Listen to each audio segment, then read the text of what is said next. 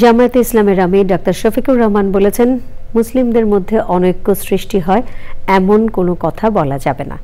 রাজধানীতে বাংলাদেশ মসজিদ মিশনের আয়োজন জেলা পর্যায়ের ইমাম ও খতিবদের প্রতিনিধি সম্মেলনে তিনি এসব কথা বলেন। জামায়াতে ইসলামের সেক্রেটারি জেনারেল বলেন, 2025 সালের মধ্যে জাতির ভাগ্য নির্ধারণ হবে। তাফহিমুল ইসলাম জানাচ্ছেন।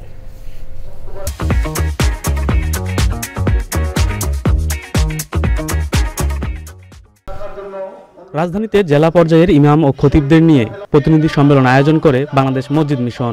সম্মেলনে জেলা ইমাম ও খতিবদের প্রতিনিধিরা ছাড়াও জামায়াতে ইসলামীর কেন্দ্রীয় নেতারা উপস্থিত ছিলেন। সমাজ ও রাষ্ট্র জীবনে ইসলামের বিকৃত ব্যাখ্যা দূর করতে ইমাম ও খতিবদের এগিয়ে আসার আহ্বান জানিয়েছেন বাংলাদেশ জামায়াতে ইসলামের সেক্রেটারি জেনারেল। জাতীয় জীবনে, সমাজ জীবনে, রাজনৈতিক জীবনে, রাজনীতিতে, নির্বাচনে বাংলাদেশকে একটা নতুন বাংলাদেশ গড়ার স্বপ্নের দিকে জাতি যে তাকিয়ে আছে, সেই স্বপ্নের দিকে নিয়ে যাওয়া যাবে কি যাবে না, নাকি নতুন কোন নৈরাজ্য অরাজকতা আমাদেরকে আবার পিছিয়ে দেবে, সেই ফয়সালার বছর হচ্ছে এই 2025 সাল।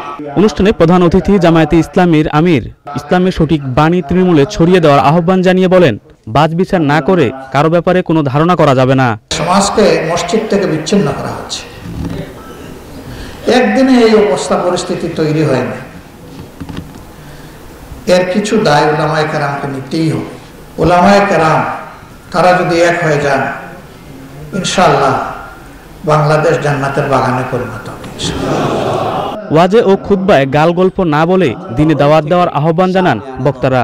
মৌলিক মানবাধিকারের ব্যাপারে ইসলাম কতটা। তাফহিমুল ইসলাম, চ্যানেল আই, ঢাকা।